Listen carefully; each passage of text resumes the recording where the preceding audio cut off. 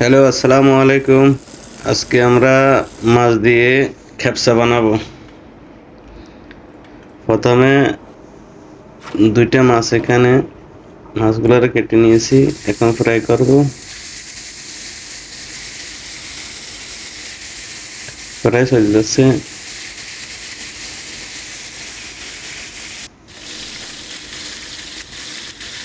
মাছগুলো fry fry করা শেষ হলে পেঁয়াজ পেঁয়াজ টমেটো এগুলা আদা রসুন আমাদের আগে কাটা ছিল,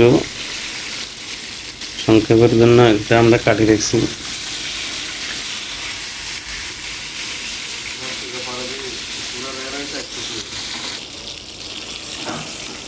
আমাদের মাছ ভাজা শেষ।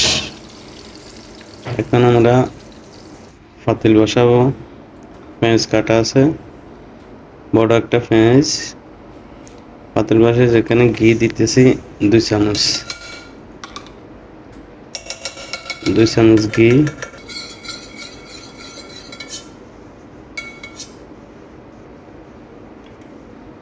সামান্য সূর্যমুখী তেল দিতেছি। এখন পেঁয়াজ দিতেছি, কাটা কাটা পেঁয়াজ দিতেছি।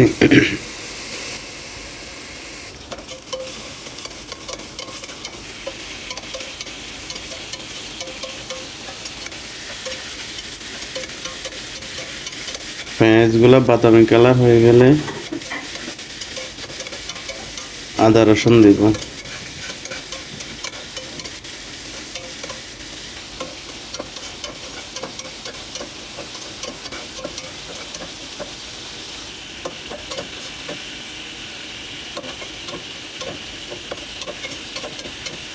বাদামি কালার হয়ে গেছে।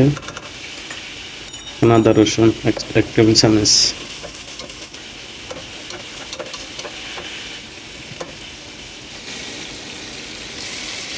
এখন টমেটো গুলা দিয়ে দিতেছি, 2টা টমেটো এখানে।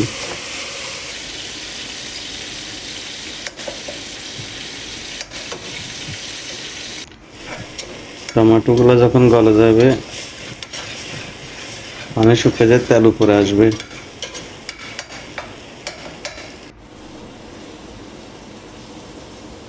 এগুলা ধনিয়া পাতা, তারপরে যায় পুদিনা পাতা, বাগদনাস। এখন তেলগুলো উপরে এসে গেছে। এখন আমরা মশলা দিতেছি। ধনিয়া, জিরা, লাল মরিচ, হলুদ। এটা হলো প্যাকেটের মশলা, মিক্স মশলা এটা মাছের। এখন পানি দিতেছি। আমাদের 1 পট চাউল 3 পট পরিমাণ পানি দিব। পানিগুলো বয়েল হলে মাছগুলো এখন দিয়ে দিব এখানে।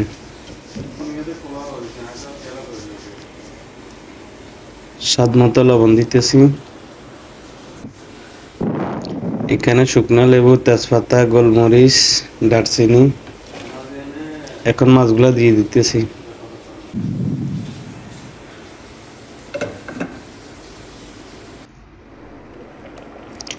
20 মিনিট মাছগুলো রাখবো এখানে। ঢাকনা দিতেছি। বয়েল হয়ে গেছে। এখন মাছগুলা নিয়ে নিব, উঠে ফেলবো মাছগুলা। উঠে ফেলতেছি মাছগুলা।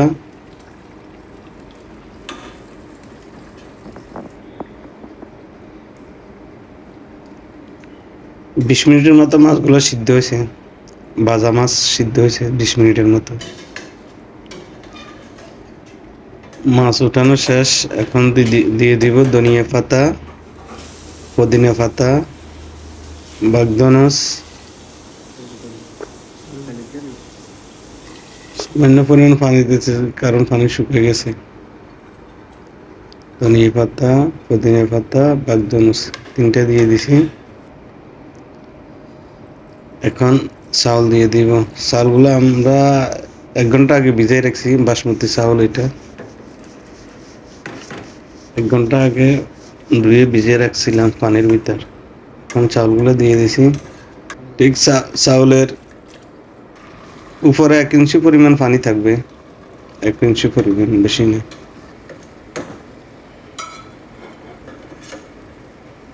এখন মাছগুলা দিয়ে দিতেছি।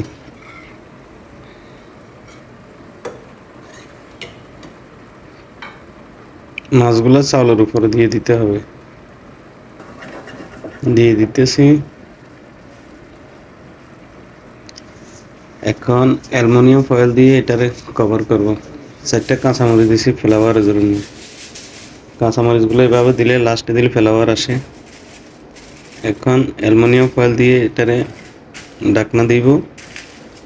এটারে ভালো করে অ্যালুমিনিয়াম ফয়েলগুলো দিয়ে উপর থেকে চাপ দিয়ে রাখবো, যেহেতু ভাপগুলা না যাইতে পারে।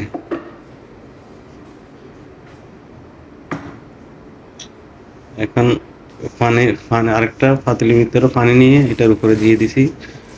একবারে লো করে, চুলারে একবারে লো করে 30 মিনিট রাখতে হবে। এখানে আমাদের চাউলগুলো হয়ে গেছে। দেখেন মাছগুলো প্রথমে নিয়ে নিতেছি। মাছগুলা নিয়ে নিলাম। এখন চাউলগুলা নিয়ে নিব।